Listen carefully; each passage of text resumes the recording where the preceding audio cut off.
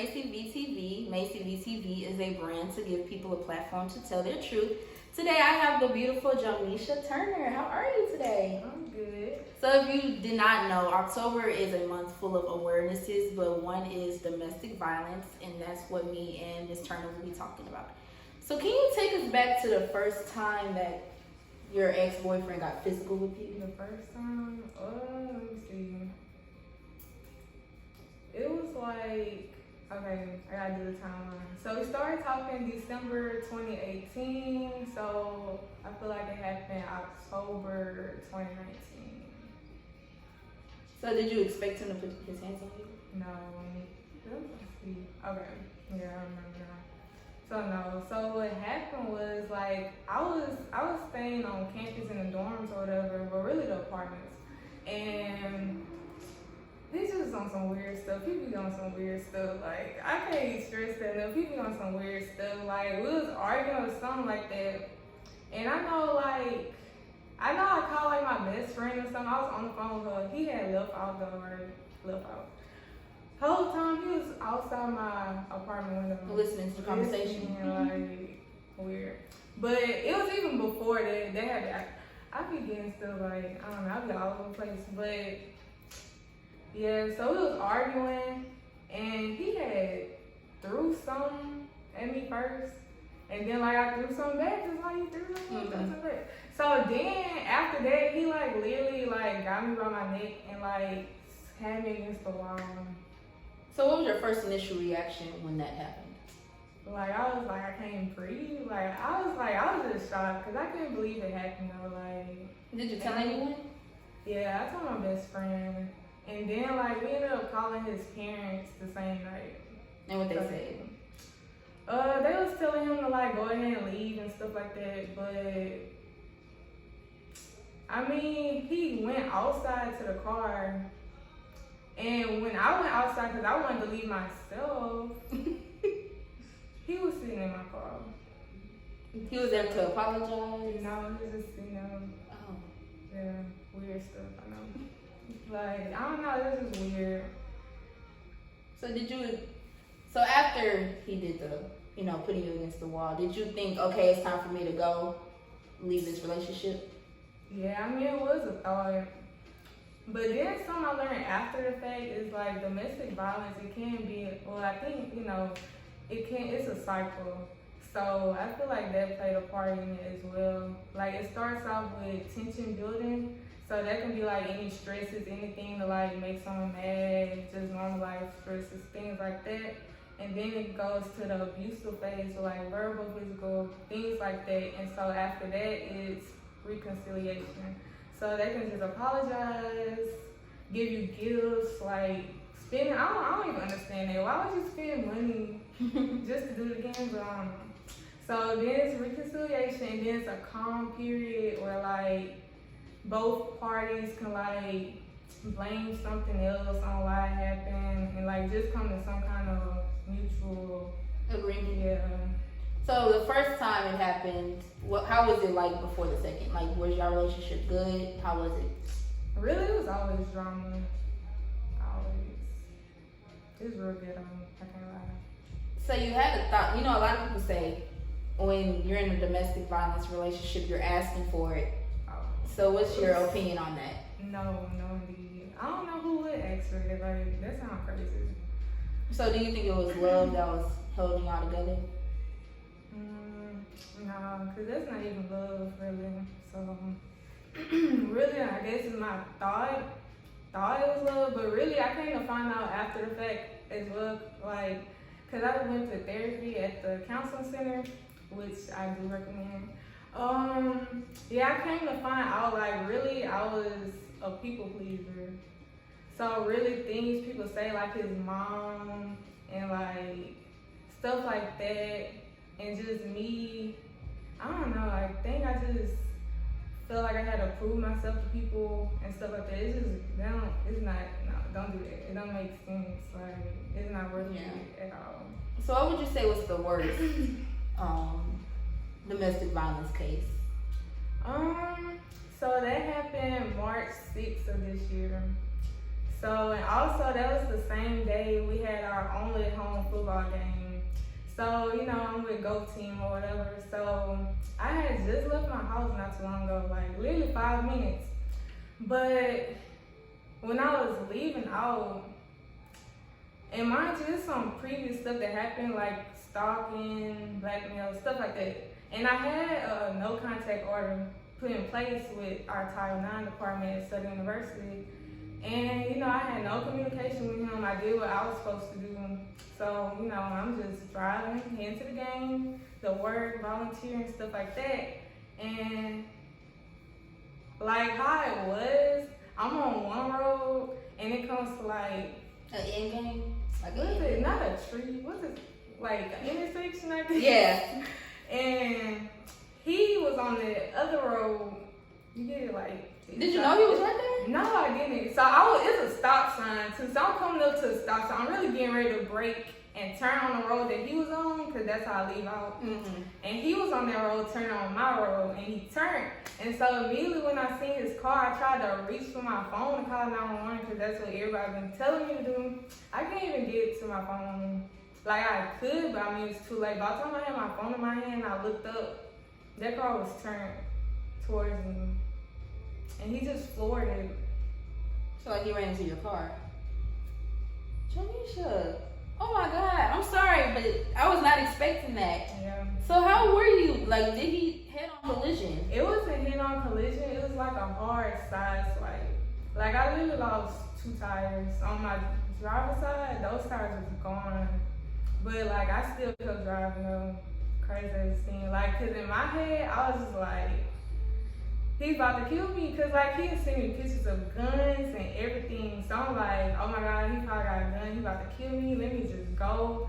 So I was driving, car smoking, and I called my mama first. But I mean, I told her, she said she was on the way. And then I called the police. The police act like, well, they probably couldn't.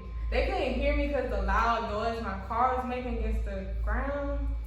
And I had smoke coming from the car. About time I'm on the phone calling who I need to call. I look up, I'm on the other side of the road.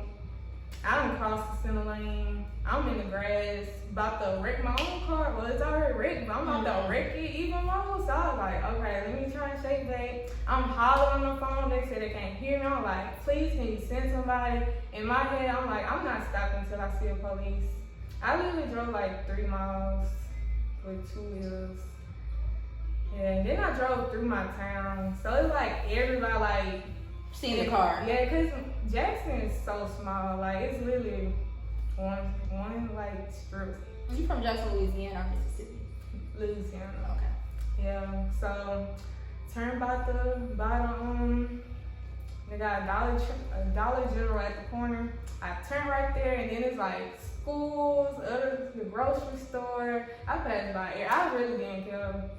Like, if people was looking, I'm looking on the side, but I'm like, ain't nothing I can do. And then, like, when I finally did see the police, I tried to stop, like, brake my car, but I was on top of a hill, and, like, my brakes were out. So, luckily, my car did stop without running into anything, but that was kind of scary, too. Were your brakes out before the accident, No. or so he made them go out? Yeah. So where did you end up stopping? A police station, a store? I made it to, it was like a hardware store. Somebody came and met you? Yeah, I seen a police was on the side when I was driving, but I passed him up, but I was like on the phone, I was like, oh, hey, I see a police officer, you know, I'm telling the responder. And so, yeah, he ended up meeting me right there. So, what did your mom initially say when that happened? Because at this point, it's not even just physically you, it's your belongings as well. Right. And, you know, somebody has to pay for, you know, the car. So, what did your mom say? What did she say? Well, really, how my mom is, like, she don't even be worried about material stuff. I guess I didn't get like her in that mindset, because it's some things, like stuff like material-wise, like he held over my head and it's rightfully mine. And like he used it like as a bribe or whatever to get me to go over, and like then I came to realize what my mom always told me, like everything she said was really true. But she was like, you know, your life more important than material things, whatever he got, you know, you can always get it back. So she wasn't really, she was more so concerned about me and just glad I was alive, really. So when this happened, y'all were broken up? Yeah, I haven't been talking to him in like a month, like no communication at all. When that happened or right now? Oh, when that happened. So can you take us back to when y'all actually broke up? Like what was the final straw for you? Honestly, like, this is weird. Like, it don't make no sense, but that happened. And so she ended up getting in his driver's seat so he couldn't leave. I got in the car with her because I was ready to go. Like, I'm like, you gonna take all of us home. Like, and so she didn't leave though. Like, I don't know, she didn't leave. So she gonna pull the car back up and then just sitting there waiting. Well, she got out. I was still sitting in the car. And then he gonna get in the car. And I'm like, you not taking me home? Well, he was trying to talk to you? Yeah. So did he do that every time after he got physical with you? He tried to talk to you like literally like 5 minutes later? Yeah, and that's not even like giving you time to even process it. Yeah, and then like even after that though, we got out the car and I forgot what he said. Oh, this is the most inappropriate. Yeah. Mm-hmm. He cursed God. He was punching his car. You heard yourself. Like, it don't even make sense, but cursed God like, oh, my life, this and that. And Trump. I always trying to find somebody to blame it on. Mm-hmm. Nothing new. But yeah, so we got out the car after he had already threw me on the ground. And so they were still standing there talking, and he was still mad.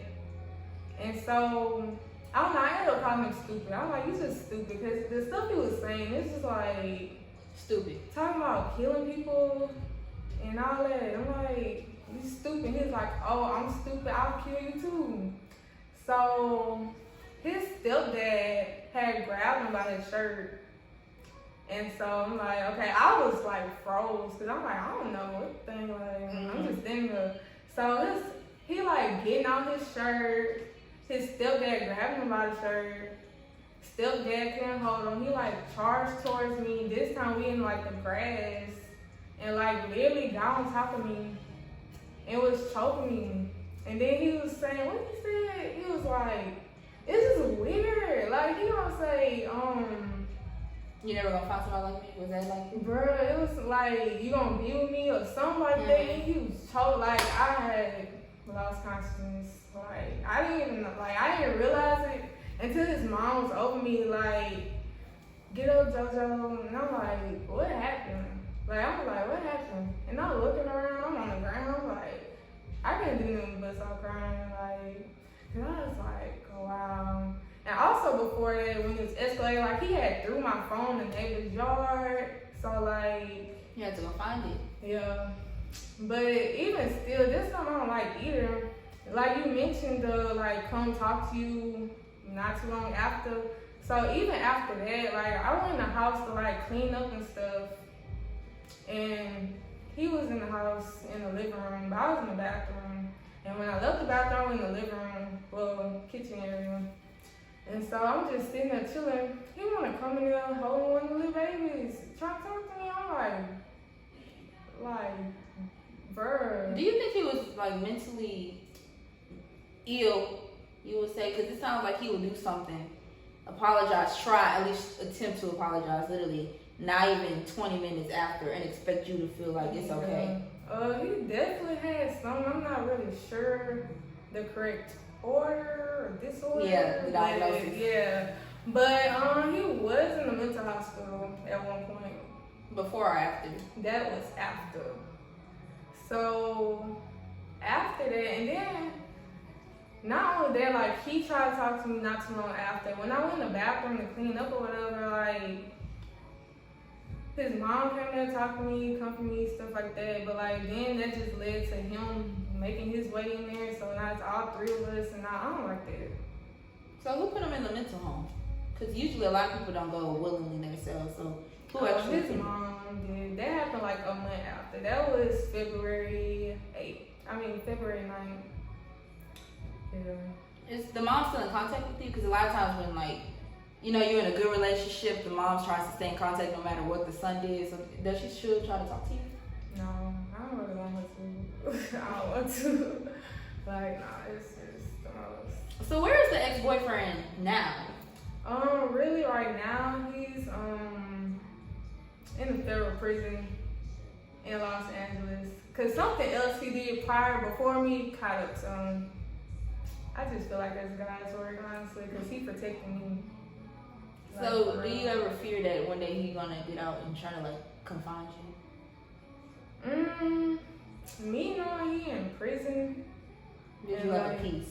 Yeah, and then like not only that, when he get out of there, then he gotta face the car accident. That's a whole nother Trial. yeah, whole nother charges, everything. So I'm not too worried about it. So getting your friends' opinions, did you other than your best friend, would you tell like some of your friends like, girl, let me tell you what happened, he put his hands on me? Like, did you ever do that or you kept it to yourself? I did. Like I told like okay, so after the accident, it was the only home game. I don't know why I just did. I don't know. It was only a few people, like 2 people. But I wanted to keep to myself, but it was like I couldn't. But I don't want to mess somebody else around or whatever. But I mean, dang, this just happened to me.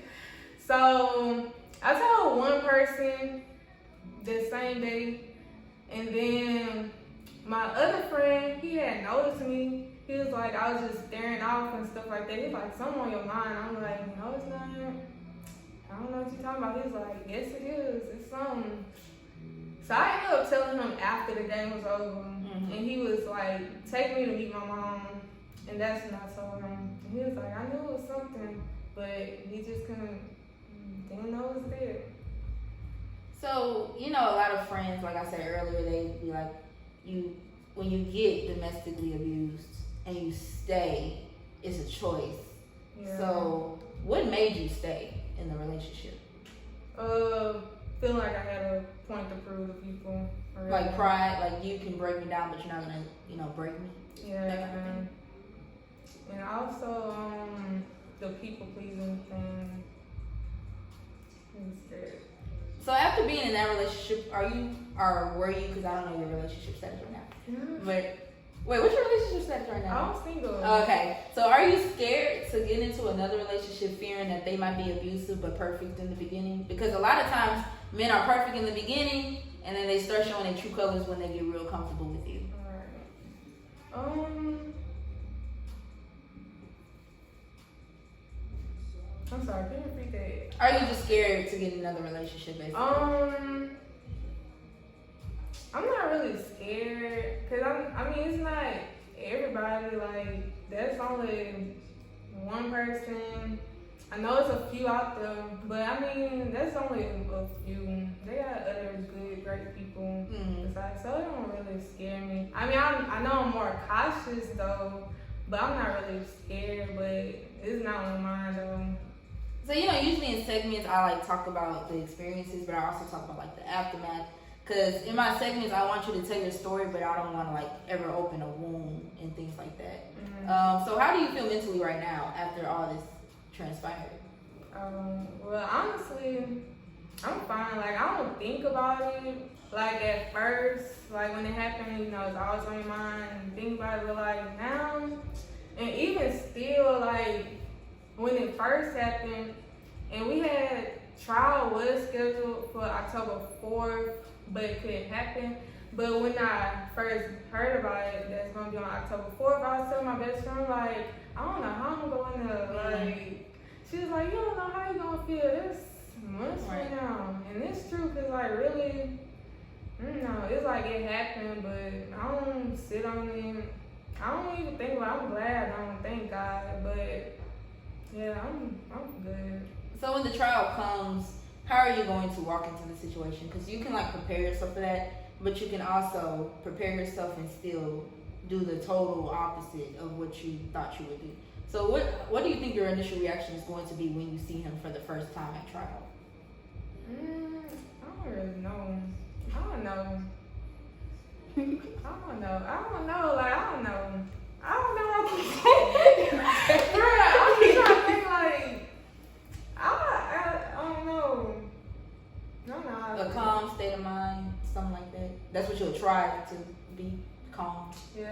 try. Hopefully. But, I'm not concerned about it, though. So, when things would happen, could you physically see the hurt in, like, your face, bruises around your body? Not for the most part, but, like, when he choked me, I didn't really get no bruises or anything, but my throat was sore. But luckily, that was about it, but that's still bad. But, nothing physically seen and things like that. So, sometimes when you will tell somebody a story, and this goes for domestic violence, sexual assault, rape, people be like, that did not happen to you. Were people not believing you when you would tell them? Let me see. I feel like that was more so shocked than like, it ain't happened. It's like, dang, that happened. So it was more so like that. Yeah. It was never somebody like, oh, you lying, like, no. So, how many times the ending number? How many times do you think it happened, like physically hurt? You can give an estimate. Like you don't have to three. give three. Three or four. Or four kind of accidents. Yeah.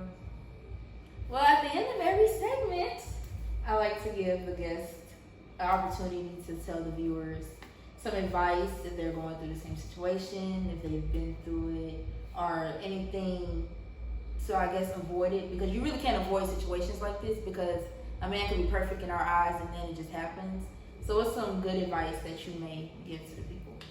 Some advice I would give is to identify red flags for sure. I know, like, people, like, we always see it, say it, but, like, don't want to believe it. Yeah, you can say it 100 million times, but if somebody don't, like, receive it for themselves and, like, actually, like, do it, I mean, it's pointless. So everybody's gonna have to come to a point at one time, like, you gotta identify them, and then, like, they're non-negotiable. It's not no, like, oh, but this and that, like, something else to balance it. Like, no, like, if you want somebody to open the door for you every day, every time, that's what you want. Like, just like that. Like, don't lower your standards, right, basically. That. Stay protected, like, for real. Like, pepper spray, a gun, pocket knife, comb knife. I would do that for sure. And I do that.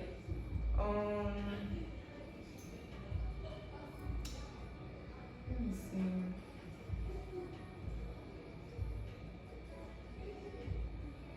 I'm sorry. You okay? Because sometimes you can come into like an interview and I'm like, I'm gonna say this, and then when you get here, it kind of like goes out the window because you have to think with your first thought. So, was there anything that I didn't cover that you might want to speak upon to the people? Yeah. Also, this is something my mom also told me. My mom always right. Mom was always right. She told me, like, after the fact, like, she was like, that's why you never tell nobody your schedule and stuff like that. Like, she was like, I've been married to your dad all these years and he don't know everything about me. And I'm like, that's true, because literally all them details they just collect in their mind. Sharing locations, stuff like that. That's dangerous. I don't care how much in love. Sometimes it comes with the good, but then it comes with the bad. No. That leads to controlling, for real. Like, no. I wouldn't, I don't know, I'm kind of torn between it though, because it's like, you want to share with them, communication, things like that. But then you want to keep it to yourself because you never know what can happen, especially after experiencing something like this already. So I just wouldn't tell your partner everything in the beginning. I mean, if you see in the beginning, I wouldn't say see in the beginning. But, like, those red flags, that's a for sure, like, you got to. Because that'll tell everything. Because once you ignore them in the beginning, that's what they say, it ends it at the end. So thank you, Jonesha, for coming on. I know it could be a very touchy subject for some. So I appreciate you reaching out to me to want to share your story.